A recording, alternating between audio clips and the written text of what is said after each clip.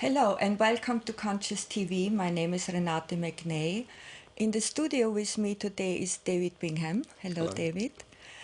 David was here before with us and we had such a great response from our viewers that we invited him back. And today we talk about art and self-realization. So David, I think my first question is, did art play a role in your own self-realization? It did, very much so. Yeah. Starting really with my time at art school in the 1970s. And there were several painters at that time, especially English ones. David Hockney, Michael Andrews, Ewan Uglow, Lucian Freud too, actually. Where there was a recognition that painting could give rise to a quality of silence and stillness. Yes. And this painting here, which is in the Tate Gallery here in London, it's called Mr. and Mrs. Clark and Percy. And there was quite a big influence on this painting from Piero della Francesca, Yeah. the Renaissance painter. And what I love about this painting is that it has a vibrancy and a brightness, but the key thing is that it has a real quality of stillness. Celia Birtwell, actually, the pose is very similar to the central angel in the painting by Piero. So when you saw the painting the first time, when you were an art student, did you already see the stillness in the painting? Yeah, it was Yeah. talked about. Stillness and silence were qualities that were talked about at art school. Yes. And at the time there was a great interest in abstract expressionism. So people like Mark Rothko, his paintings can give rise to the experience of stillness. Yes. But I also love figurative paintings that are able to do that. And I think Hockney, especially at that time, was really able to tune in with that. And he was obviously directly experiencing stillness Yeah. in his own nervous system to be able to produce a painting like that that can give rise to that experience in the viewer. Right. So it resonates, it's like a mirror, it resonates the place in us. Yes. And draws us in. Yes. Yeah. because art has become very conceptual. Yeah. Since the Renaissance, it's actually moved much more towards the physical, more towards the conceptual, and also more towards the mortal. Right. But this painting, and much of Hockney's work, especially his earlier work, he was really able to tune in with that field of silence. Now, I'm not sure whether David Hockney would be able to put that into words, Yes. but experientially it was obviously there. He carried it. Yes. And so the most important thing to me about this painting is actually non-conceptual. So the awareness that is aware of this painting for every human being Yes.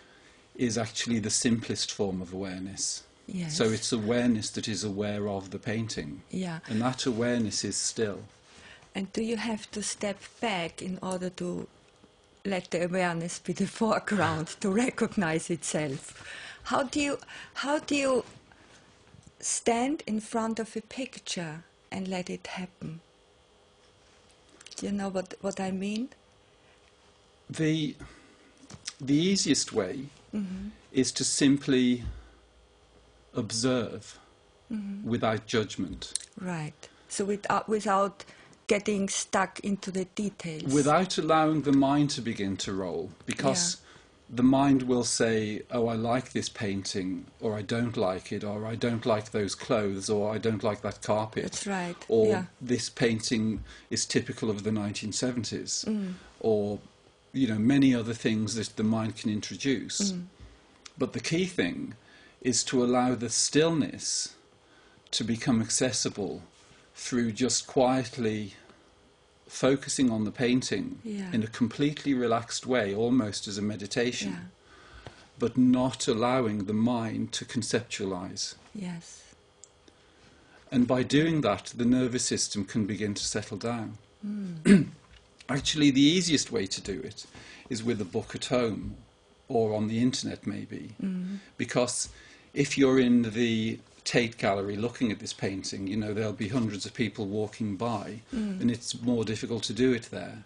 But actually a reproduction or an image on a computer screen will do it as effectively and in silence. So if you create a situation where you can experience it in silence, where there are no distractions, then it's much easier for the mind to settle down and to experience silence. Well, I had this a few days ago when I did some research for the interview. I went onto the computer, went into the Uffizi, Yes. and started, you know, look at the pictures, some other pictures you brought along.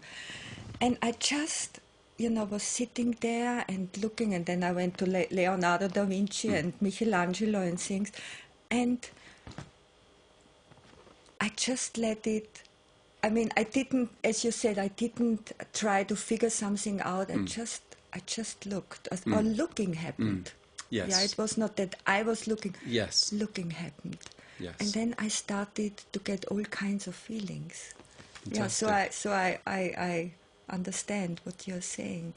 Yeah, that a computer picture can do it as well, or a book. Yes. Yeah. But really, just getting... It's much easier to enter that state from a state of comfort than from a state of discomfort. Yeah. So by sitting down in a comfortable chair, in a room where you feel comfortable, where you have time available,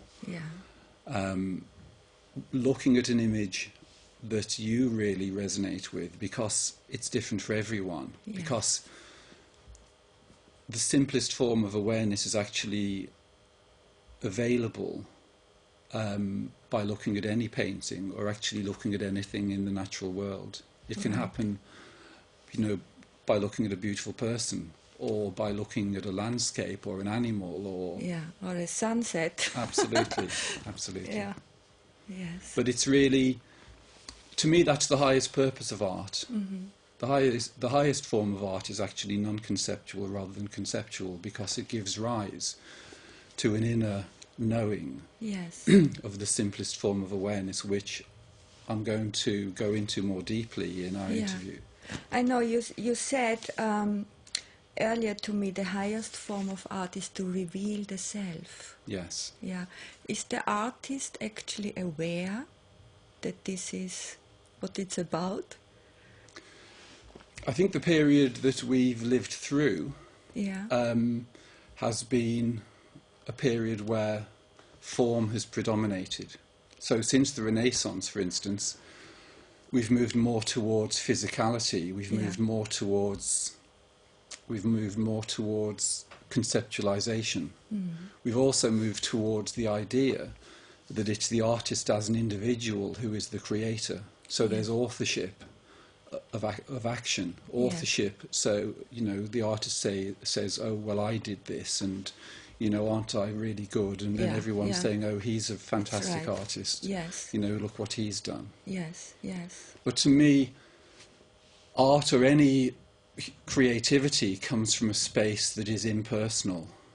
That there's a field of awareness, which is actually a universal field of awareness, that every human being has access to. But true creativity is actually coming from the universal field of awareness. It isn't coming from the human mind. The human mind is more like a receiver. So creativity doesn't reside in the brain. There's an infinite field of creativity that we can tune into. And the best way to tune into that is by stilling the mind into the simplest form of awareness. Right. Because there is so much art out there who, I mean, you're surprised, you know, what the painter is showing, revealing. You know, it's a very distorted ego structure. Sometimes we can see. You could say art has become more egoic. Yes, you know, and yes.